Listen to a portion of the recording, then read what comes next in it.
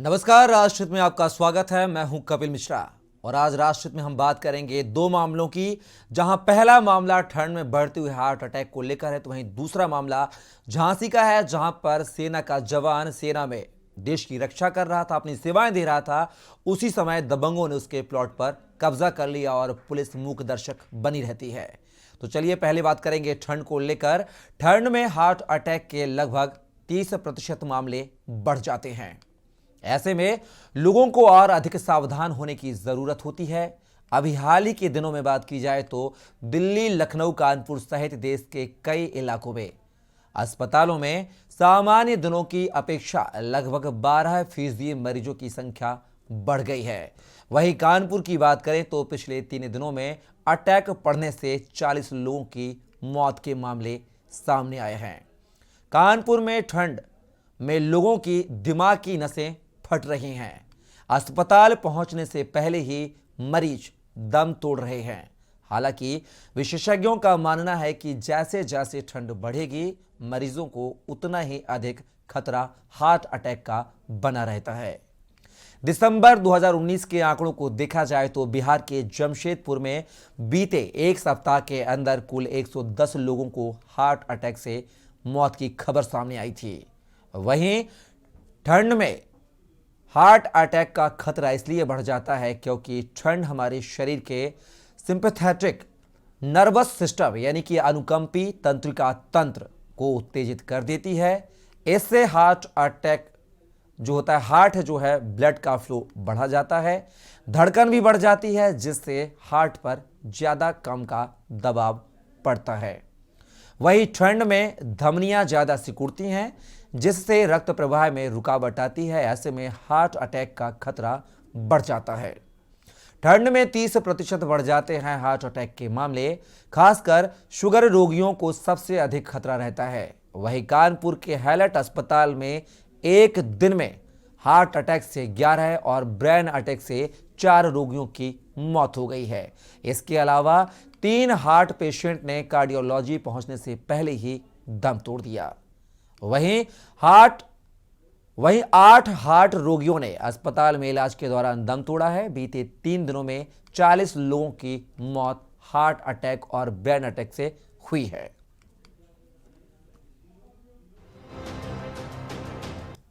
24 hour round the clock cardiac medicine की team रहती है। कार्डियक सर्जन बैकअप में रहता है। कार्डियक एनेस्थीसिया की टीम, जो बेहोशी देने वाली टीम, वो भी 8 आवरली ड्यूटी पे रहते हैं और 24 आवर इंटू 7 एक्शन में रहते हैं। इन समय में जो कोल्ड होता है तो हमारे यहाँ पर पेशेंट की अमूमन जो है कम से कम 5 to 10 टाइम्स अटैक की मरीजों की संख्या बढ़ जाती है। इसलिए ये सब चीज़ों का हम लोगों को पहले से प्लानिंग रहती है और उसके लिए हम लोग पूरा तत्पर रहते हैं कि उस चीज़ को डिलीवर हमें अप टू द मार्क देना है। और अब जीएफएक्स के माध्यम से देखने की कोशिश करेंगे कि आखिर क्यों ठंड में हार्ट अटैक के मामले बढ़ते हैं और क्या सावधानी हमें बरतनी चाहिए। ठंड में इसलिए बढ़ जाता है heart attack, sympathetic nervous system का उत्तेजित करना। हार्ट में ब्लड का फ्लो, धड़कन बढ़ने से हार्ट अटैक पर ज्यादा दबाव पड़ता है। धमनियां ज्यादा सिकुड़ती हैं, जिससे रक्त प्रवाह में रुकावट आती है। सिंपैथेटिक नर्वस सिस्टम को उत्तेजित करना, यह तमाम वजह है। हार्ट में ब्लड का फ्लो, धड़कन बढ़ने से हार्ट पर ज्यादा दबाव पड़ता है। धमनियां ज्यादा सिकुड़ती हैं, जिससे रक्त प्रवाह में रुकावट आती है।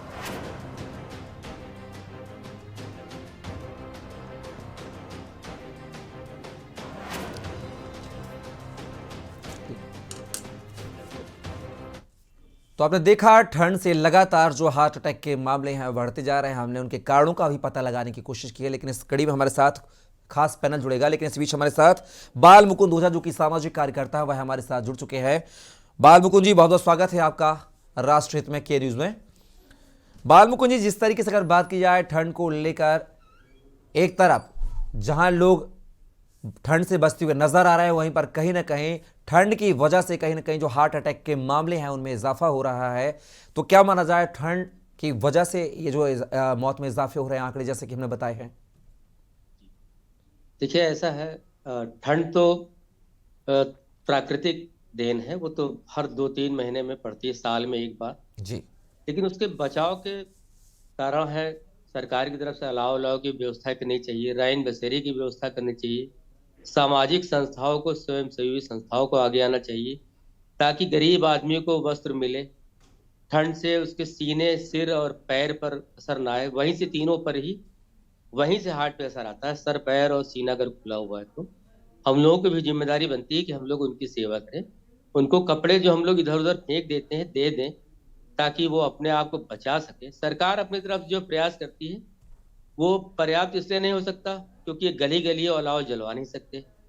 चुनाव टल गया है, नेता लोग गायब हो गए हैं। अगर टिकट मिल गया होता तो अभी हर गली में अलाव जल रहा होता। सबसे बड़ा कारण तो राजनीति है। और अभी आपने देखा डीजल चोरी कितनी पकड़ी गई। सरकारी कर्मचारी कभी अपने उससे बाज नहीं आते हरकतों से। आम आदमी की जिंदगी जाए या रहे उससे उनका कोई लेना देना नहीं। उनको एक बार साल में दिखाना है कि हमने इतना बजट खर्च किया है, इतना अलाव खर्च किया है। जबकि हमारे इस समय डिप्टी चीफ मिनिस्टर खुद पाठक जी स्वास्थ्य मंत्री हैं, जगह जगह दौड़ते हैं, लेकिन लोगों ने उनकी किए किराए पर भी पानी फेरने में कोई कसर नहीं छोड़ी है।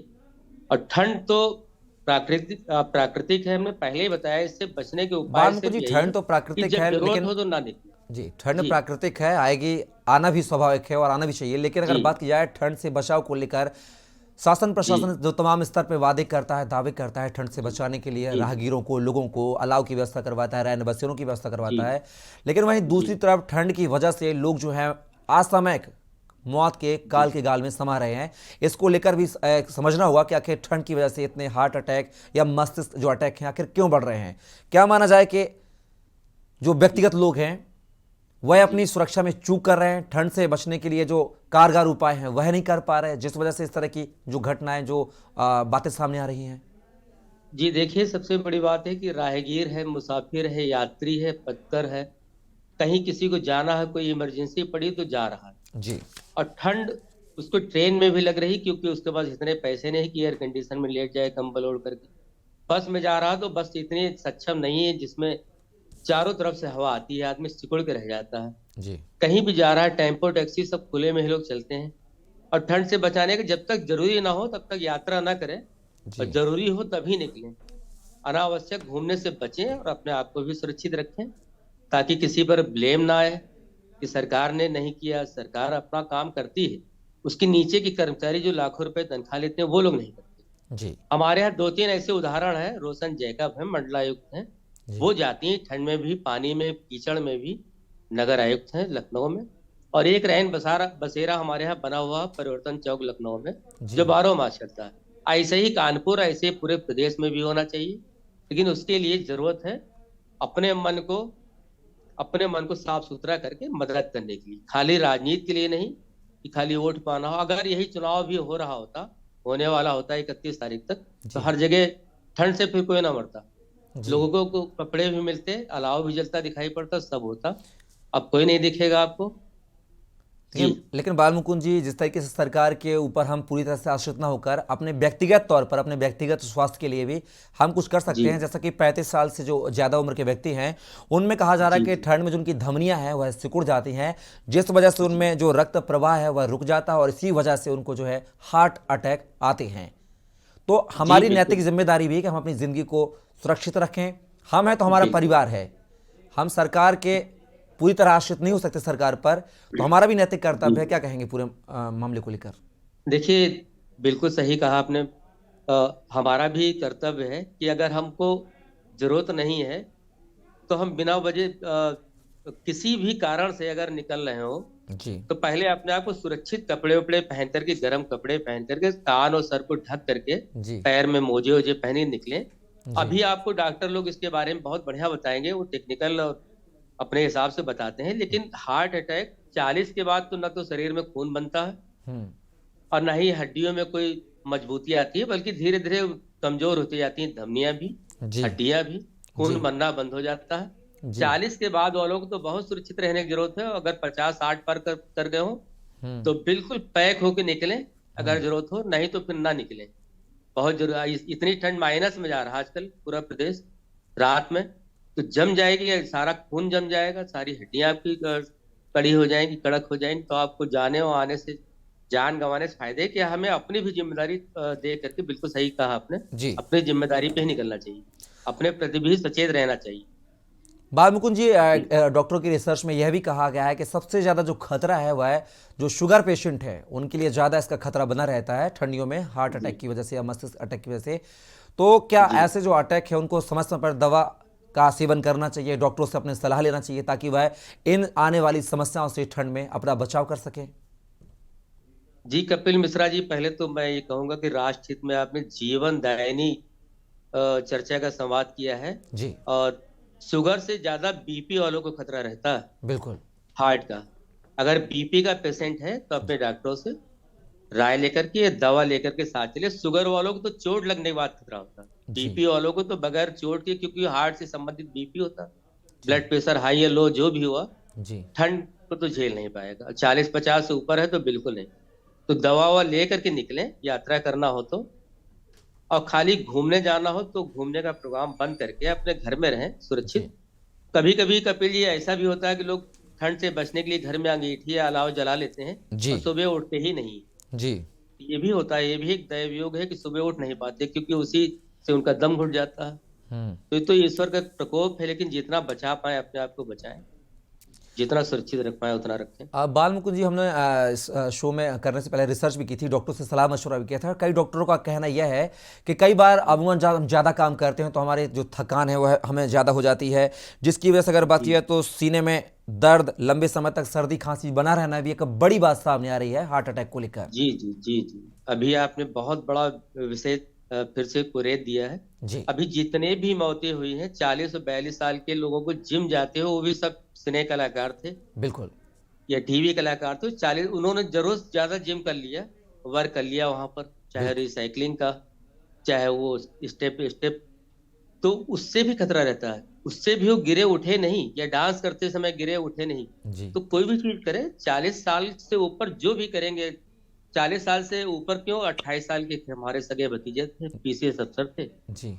उन्होंने बीपी की दवा डॉक्टर के परामर्श के बाद भी नहीं खाई 4-5 दिन, और एक फंक्शन में डांस कर रहे थे, वो जी। नहीं उठे, फिर ब्रेन हेमरेज हो गया। ब्रेन हेमरेज इसमें पहले होता है, अगर ठंडा अधिक लग गई और आप बीपी के पेशेंट हैं, शुगर वाला तो बच जाएगा लेकिन बीपी वाला नहीं बचेगा। तो इसके लिए बहुत सजग और सचेत रहने की जरूरत है। और आपके इस राष्ट्रीय कार्यक्रम के माध्यम से जो लोग सुन रहे होंगे, करोड़ों लोग, वो ये जरूर सुने कि पेशेंट हैं बीपी के।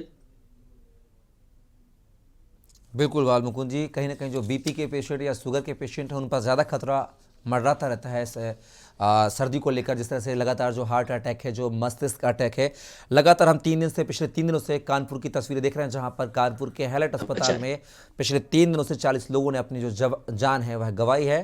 कार्डियक अरेस्ट के चलते ये मौतें बताई जा रही हैं, हार्ट अटैक के चलते बताई जा रही हैं। बाल मुकुंद जी, खासकर कहा यह भी जा रहा है, अगर डॉक्टरों की रिसर्च की बात की जाए तो कोरोना से जो मरीज पॉजिटिव हुए थे उन लोगों को खास तौर इस ठंड में इस तरह की दिक्कतों का सामना करना पड़ रहा है कि वह जो उनका हार्ट है वह ज़्यादा लंबे समय तक। इसी कड़ी में हमारे साथ डॉक्टर नीरज कुमार भी जुड़ चुके हैं।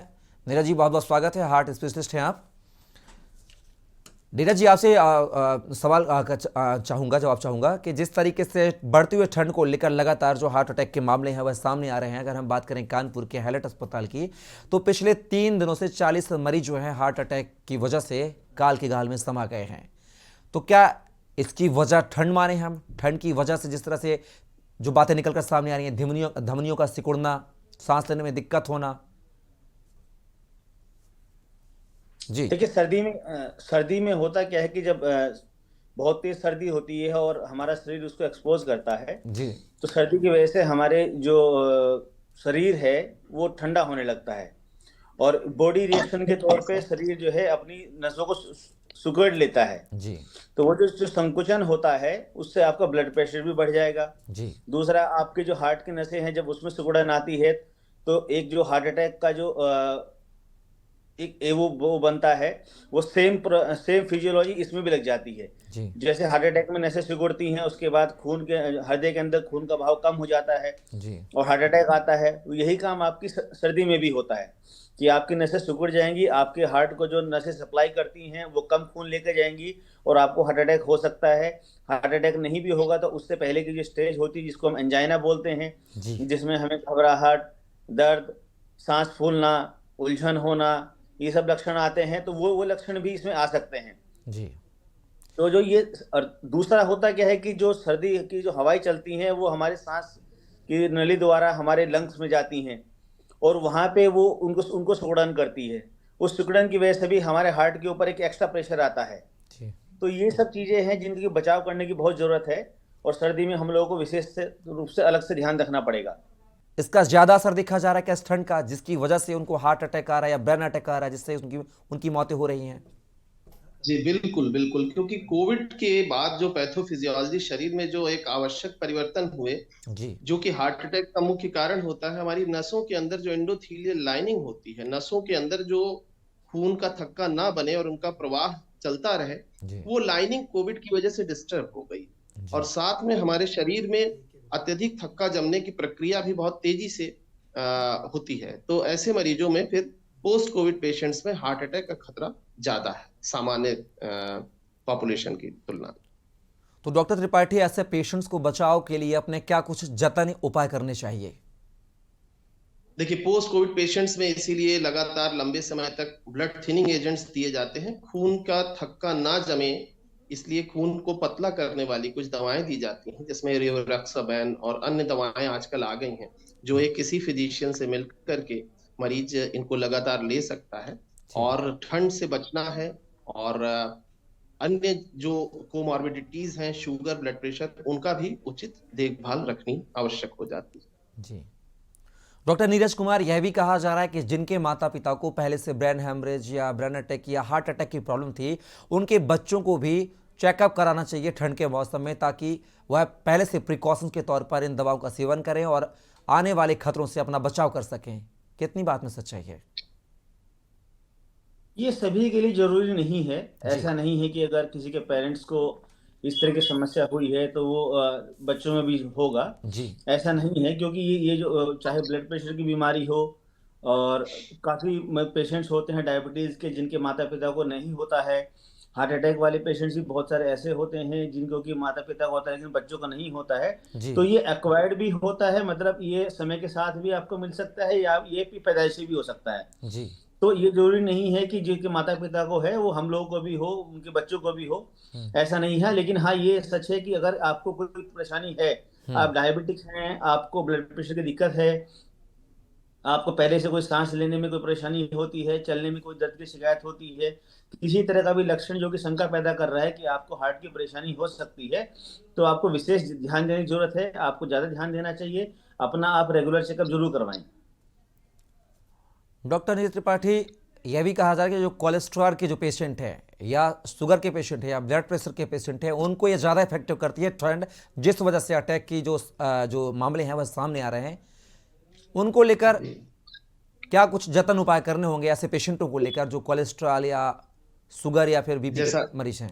जैसा जैसा कि पहले बात हुई, इनको कोमॉर्बिड कंडीशंस कहते हैं। जी हार्ट पेशेंट्स में यूजुअली शुगर और ब्लड प्रेशर, ये दोनों अर्ली प्रोग्रेशन ऑफ डिजीज कराती हैं। कम उम्र में ही ये बीमारियां हार्ट से संबंधित होने लगती हैं अगर व्यक्ति को लंबे समय से शुगर या अनकंट्रोल्ड हाइपरटेंशन रहा।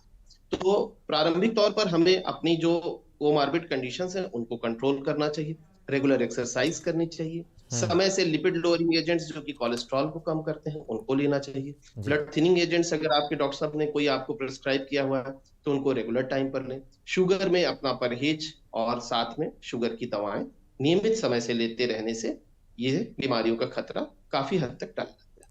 सही। और इसी कड़ी में हमारे साथ कानपुर संवाददाता मधुर मोहन भी हमारे साथ जुड़ चुके हैं।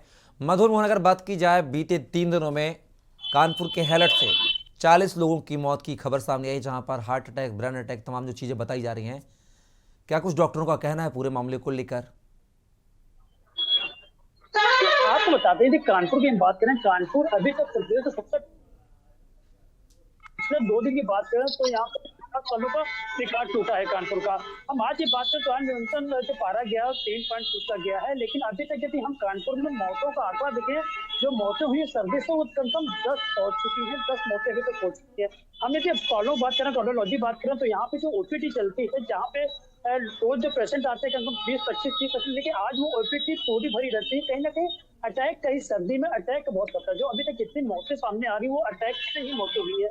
डॉक्टरों को साफ कहना है, जितने भी लोग आ रहे हैं दिखाने, जो भी पेशेंट आ रहे हैं मरीज है, उनका साफ कहना है कि अपना बचाव करिए खुद, क्योंकि कहीं ना कहीं सर्दी का प्रकोप बहुत बढ़ रहा है। और सबसे ज्यादा जो बीपी जिनके है और जिनका शुगर है, उनको साफ हिदायत दे रहे हैं डॉक्टर जी कि अपना शुगर कंट्रोल करें, अपना बीपी कंट्रोल करें, उसके लिए उनको दवा दे रहे हैं, प्लस उनको हिदायत दे रहे हैं कि सर्दी से बचाव करें। जी मधुर, अगर बात की जाए डॉक्टरों की, जो स्वास्थ्य महकमा है उसने क्या इंतजाम किए जब इस तरह के मरीजों की संख्या इजाफा हो रहा, ज्यादा आ रहा है मरीज, तो उसको लेकर, बचाव कार्य को लेकर स्वास्थ्य महकमे की क्या कुछ तैयारी कानपुर में नजर आई?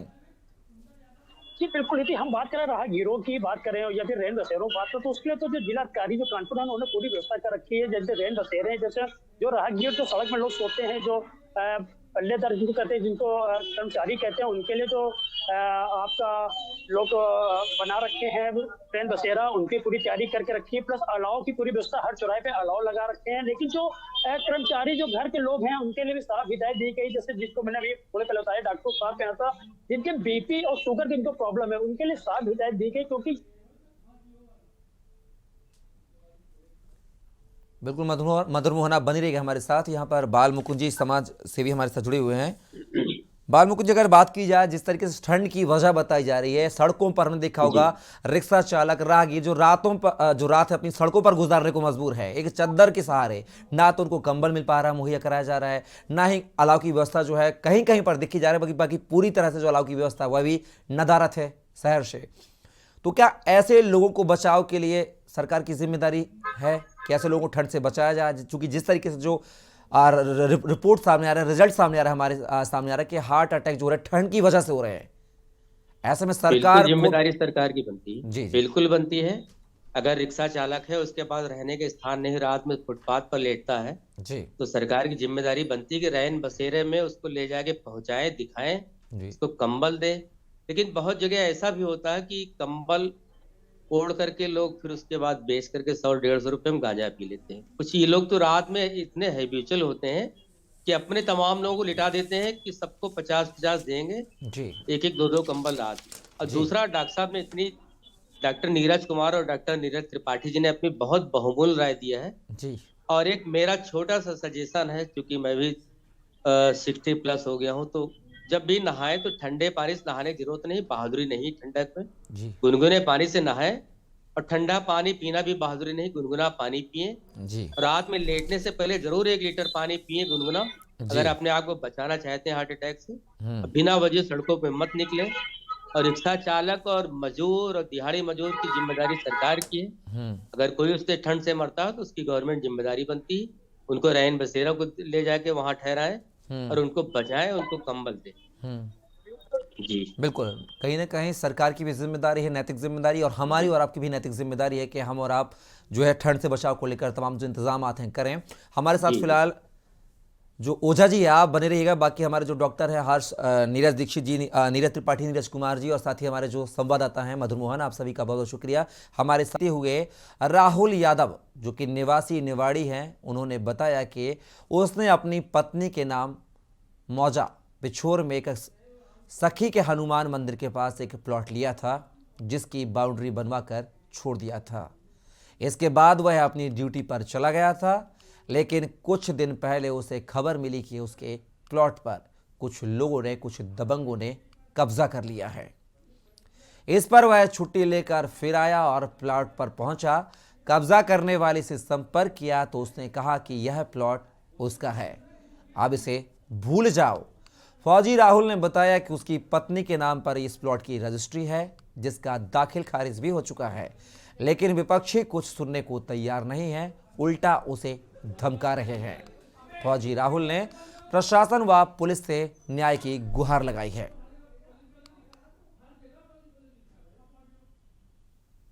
सर, मेरा प्लॉट था सखी के हनुमान जी के पास में, आज से 2018 में खरीदा था। तो वो प्लॉट पे धर्मेंद्र तिवारी ने कब्जा कर लिया, बोला मेरा है।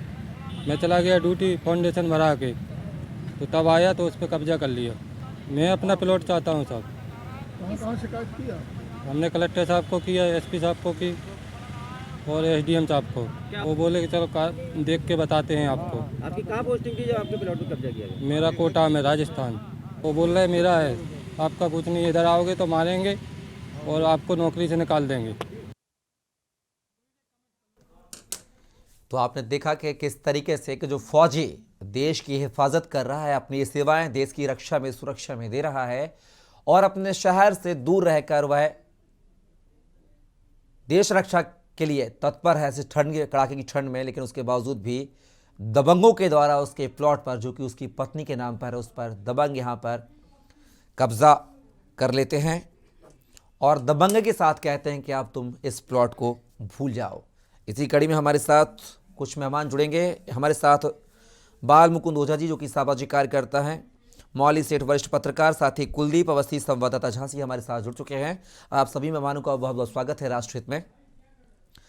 कुलदीप अवस्थी, आपसे जानना चाहेंगे, झांसी का यह मामला है पूरा, एक जो फौजी जो देश रक्षा में अपनी सेवाएं दे रहा है, लेकिन उसकी अनुपस्थिति में उसके जो प्लॉट पर यहाँ पर दबंगों के द्वारा कब्जा करने की बात कही जा रही है, वह पुलिस प्रशासन से, डीएम से न्याय की गुहार लगा रहा है, लेकिन अब तक उसको न्याय मिलते नहीं दिख रहा है। क्या कुछ पूरा मामला?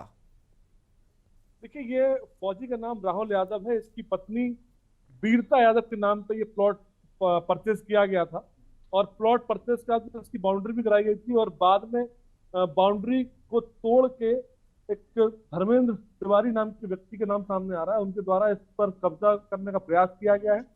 उनका प्लॉट उसके जस्ट पीछे है और उन्होंने अपनी चौधरी को डिस्टर्ब करके इनके प्लॉट को अपने पास लेने का प्रयास किया है। इस बात को लेकर राहुल ने शिकायत की नवाबाद थाने में और उसके बाद अब इस मामले में जांच के लिए तहसीलदार सदर को निर्देशित किया गया है। इसके अलावा एसएचओ नवाबाद से भी कहा गया है कि इस मामले की जांच की जाए। तो इस मामले की जांच चल रही है कि इनके जो कागजात हैं उसकी कितनी सच्चाई है। कुलदीप, जिस तरीके से देश में जवानों के लिए तमाम सुख सुविधाओं की बात कही जाती है, उनको तमाम सहायता की बात की जाती है, लेकिन झांसी की जो तस्वीरें हैं बिल्कुल उलट नजर आ रही है। यहाँ पर एक जो सेना का जवान है वह डीएम से लेकर एसएसपी कार्यालय तक न्याय की गुहार लगा रहा है, लेकिन उसके हित को लेकर उसके पक्ष में कोई भी अधिकारी कर्मचारी खड़ा होते हुए नहीं दिखाई दे रहा है। पूरे मामले को लेकर अब आला अधिकारियों का क्या कहना है कुलदीप? देखिए, चूंकि ये मामला प्लॉट का है, मामला सिविल का, इसलिए इस मामले की अब जांच होगी। तहसीलदार सदस्य आख्या लगाएंगे कि इस वाले प्लॉट पर किसका मालिकाना हक है। इनके द्वारा जो आरआरजी की गई, आरआरजी की जांच की जाएगी, वो प्लॉट वहां पर है या नहीं है, तो इस पूरे मामले की जांच की जाएगी। क्योंकि ये सिविल मैटर है, इसलिए इस पर इतना हार्ड एंड फास्ट डिसीजन लेना थोड़ा मुश्किल की बात है। चलिए कुलदीप, आप हमारे साथ बने रहिएगा। हमारे साथ मौली जो सेठ है वरिष्ठ पत्रकार, वह भी जुड़ गए हैं। मौली जी, आपका भी बहुत बहुत स्वागत है राष्ट्रहित में। मौली जी, झांसी का एक मामला है जहां पर सेना के जवान के प्लॉट पर दबंगों के द्वारा, धर्मेंद्र तिवारी नाम का दबंग बताया जा रहा है जिसने कब्जा कर लिया है। सेना का जवान देश हित में रहकर ड्यूटी कर रहा है और यहाँ पर उसके जमीन पर कब्जा किया जा रहा है। वह बार बार छुट्टी लेकर आ रहा है और यहाँ पर डीएम से लेकर एसएसपी कार्यालय तक न्याय की गुहार लगा रहा है, लेकिन फिलहाल उस जवान को कोई न्याय मिलते हुए नहीं दिख रहा है। क्या कहेंगे? योगी सरकार में जहां पर तमाम सुरक्षा के दावे वादों की बात कही जाती थी, वहीं पर झांसी की ये तस्वीरें बिल्कुल उलट नजर आ रही हैं। देखिए, अगर मैं वैसे भी सामान्य रूप से भी बात करूं जी, कि पॉलिटिकल नजरिए से ना भी देखूं, तो भी मैं सिर्फ ये जानना चाहती हूं कि किस स्तर पर हमारी मानवता चली गई है। जी, छोटे छोटे मामलों में जब हम सामाजिक व्यवस्था और सामाजिक नियमों की बात करते हैं, तो हम हर बार ये उदाहरण देते हैं कि साहब, हमारे सिपाही देखिए किस स्तर पर जाकर किन कठिन परिस्थितियों में हमारे देश की, हमारे लोगों की रक्षा कर रहे हैं। इसलिए हमें कम से कम अपने कर्तव्यों का पालन तो करना चाहिए। लेकिन एक स्थिति आ गई जब हमारे देश में ये कहा जा रहा है कि साहब, हम राष्ट्रभक्त कैसे बने, तमाम मुद्दों पे हमारी राष्ट्रभक्ति कसौटी पे कसी जा रही है। उस वक्त जो जेन्युइन मुद्दा है उस पर लोग नहीं बोल रहे हैं। अब उस जवान के लिए उसे बार बार छुट्टी लेके आना पड़ रहा है। क्यों नहीं? शहर की जो सामाजिक संस्थाएं हैं, जो और लोकल बॉडीज हैं, वो स्वयं चीजों को संज्ञान में ले रही हैं और उसके लिए काम करके खड़े होके कोशिश कर रही हैं कि उसकी मदद की जानी चाहिए। और वो व्यक्ति कौन है जिसको दबंगई करने के लिए सिर्फ एक फौजी का ही प्लॉट मिला था? बिल्कुल मौली सोच जी। लीजिए, जब सेना का जवान सुरक्षित नहीं है, उसके हितों की रक्षा नहीं हो पा रही, तो आम जनों की तो क्या ही स्थिति होगी। बिल्कुल बड़ा मुझे सवाल लगता मौली है कि जी। थोड़ा सा वो होनी चाहिए, संवेदनशीलता होनी चाहिए और लोगों को समझना चाहिए। अब बाल मुकुंद जी, अगर बात की जाए, तस्वीरें आपने देखी हैं, पूरी खबर आप देख रहे हैं, क्या माना जाए कि प्रदेश में जो कानून व्यवस्था है लचर है, सुरक्षा व्यवस्थाओं के लाख दावों की बात की जाए, जवानों के हितों की बात की जाए, लेकिन झांसी से जो तस्वीरें हैं बिल्कुल उलट फेर वाली तस्वीरें सामने आ रही हैं। अब इसको लेकर जो जवान है वह तमाम जो आला अधिकारियों के चक्कर काट रहा है और कई बार काट रहा है चक्कर, वो बार बार छुट्टियां लेकर आता है, जैसा कि उसने अपने बयान में कहा है। लेकिन क्या सरकार का दायित्व नहीं है, क्या प्रशासनिक अधिकारियों का दायित्व नहीं है कि इस जवान की मदद की जाए और उसको समय रहते कब्जाधारी को वहां से हटाया जाए? बाल मुकुंद जी अनम्यूट कीजिए सर, आवाज नहीं आ रही आपकी।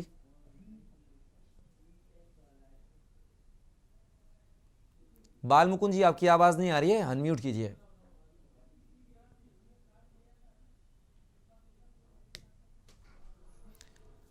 शायद हम जो आवाज नहीं पहुंच रही हमारी। हमारे साथ लगातार हमारे जो झांसी से संवाददाता हैं कुलदीप अवस्थी हमारे साथ जुड़े हुए हैं। कुलदीप, अगर ये बात आवाज आई है?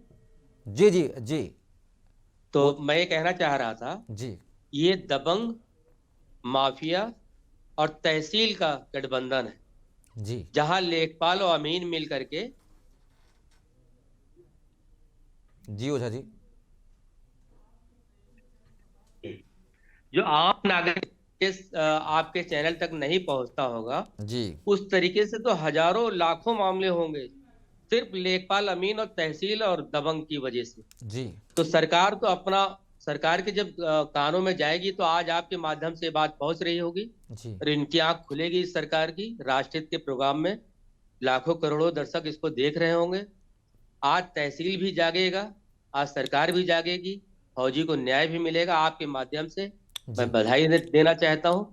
लेकिन ये लेखपाल, तहसील और अमीन और भूमाफिया कब सुधरेंगे भगवान जाने। इनकी वजह से बेचारे कितने लोग बेघर हो गए होंगे, जो फौजी नहीं होंगे, जो सामान्य नागरिक होंगे, जिनकी जमीनें लोगों ने कब्जा करके हड़प ली होगी।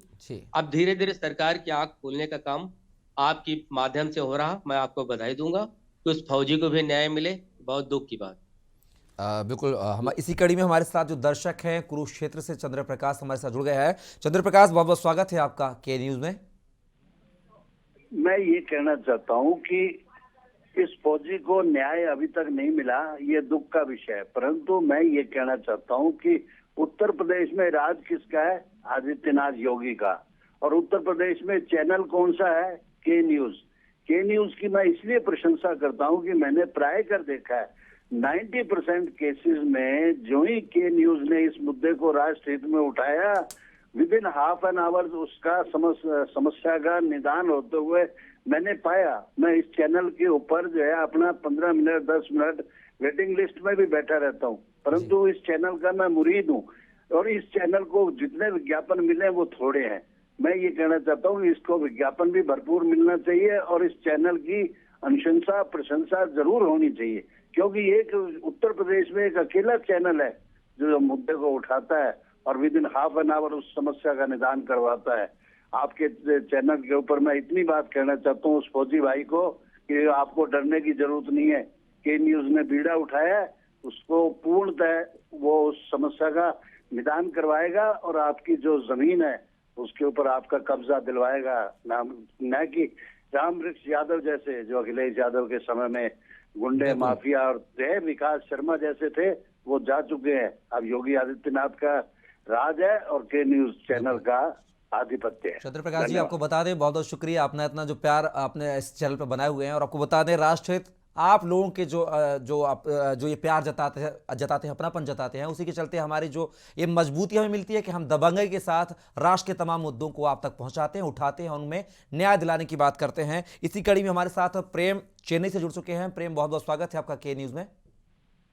नमस्कार सर।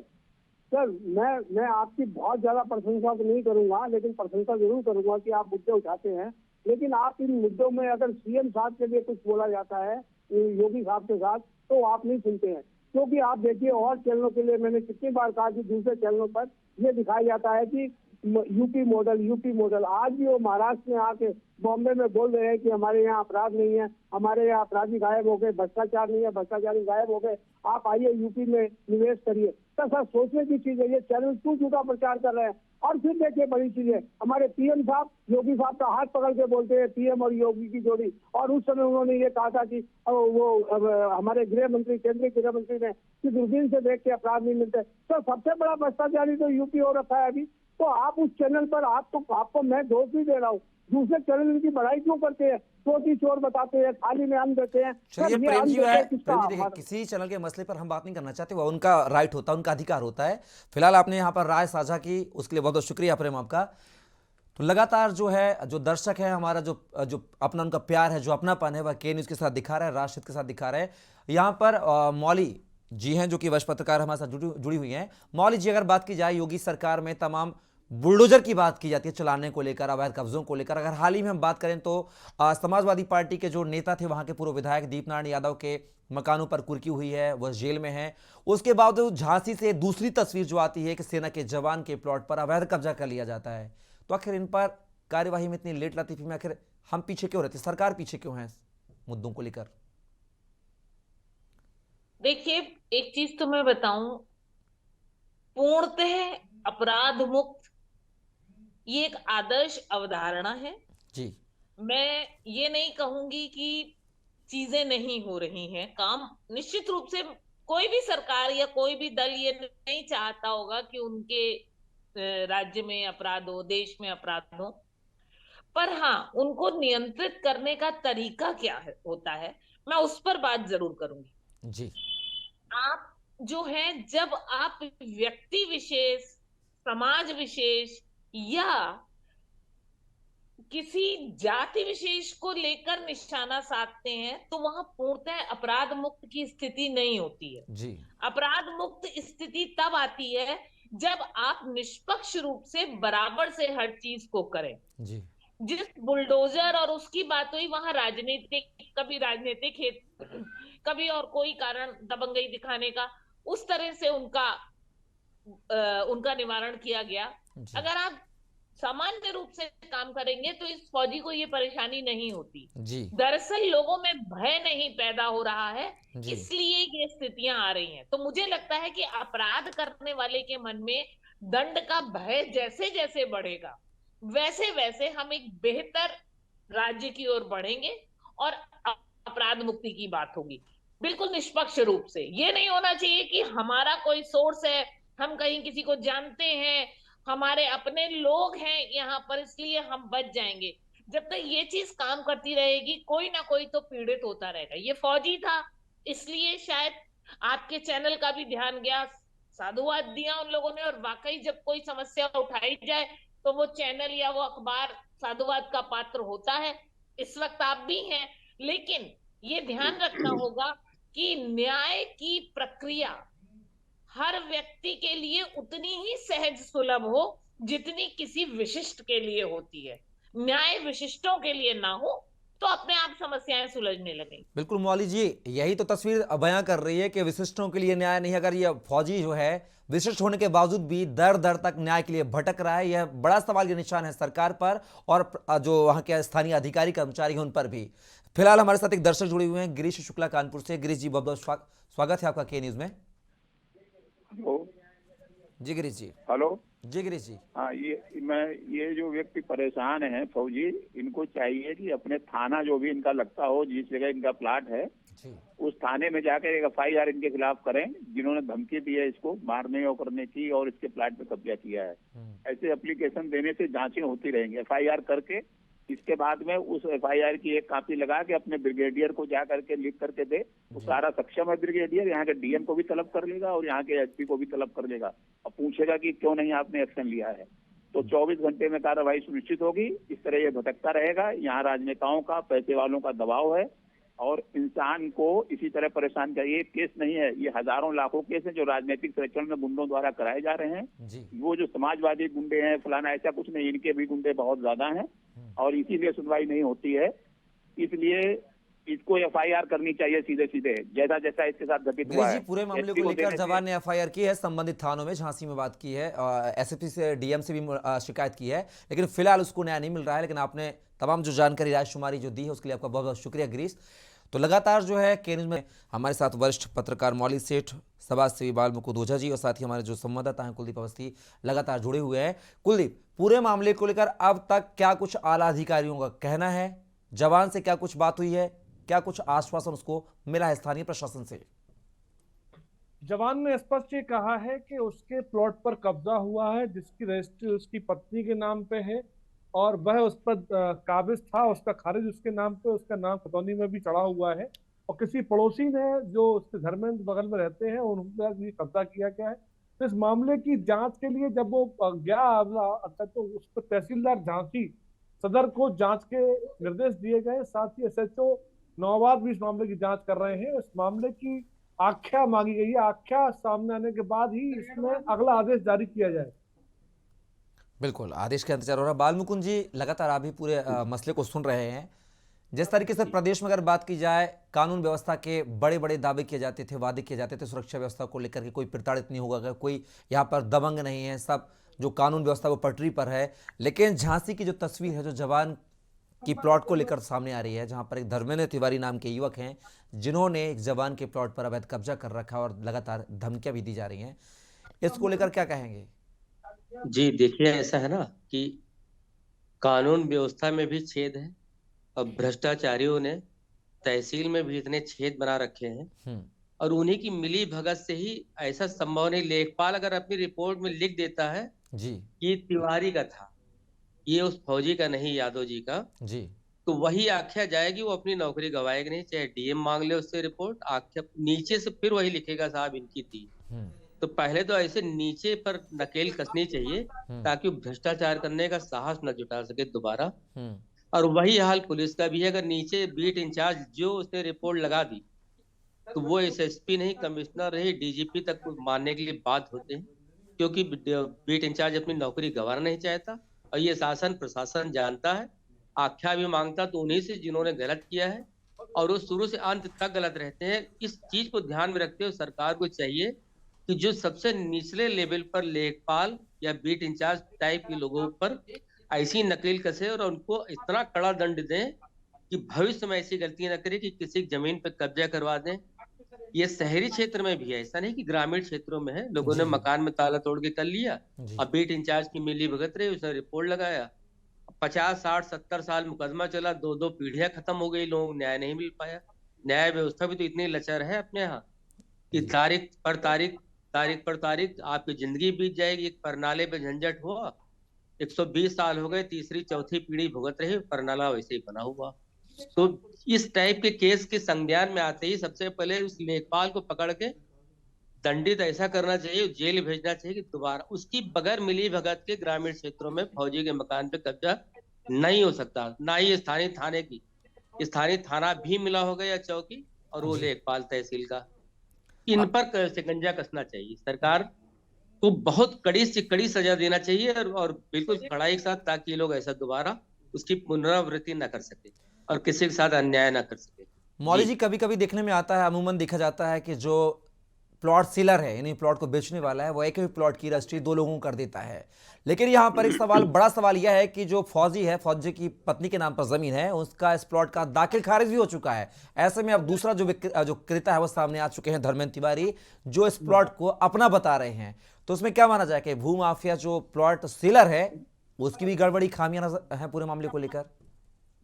नहीं, यहाँ पर देखिए, मुझे ये नहीं नजर आ रहा है कि कोई गड़बड़ी बेचने वाले ने की है जी। यहाँ पर मुझे यही समझ में आ रहा है कि क्योंकि उन लोगों को लगा कि शायद ये जो जवान है जी, इसकी पत्नी जो है इसमें कुछ विशेष कर नहीं पाएगी जी, और जो ये फोर्जरी हो जाती है, कभी कभी गलत पेपर तैयार कर लेना, पहले उस पर कब्जा करना और कब्जा के बाद कुछ जो कानून की धाराएं हैं कि इतनी अवधि तक अगर उस पर कोई पूछने वाला नहीं है या कोई देखने नहीं आया या किसी ने काम नहीं कराया, तो फिर जो वहां पर मौजूद है, जो रह रहा है, उसी का कब्जा हो जाता है।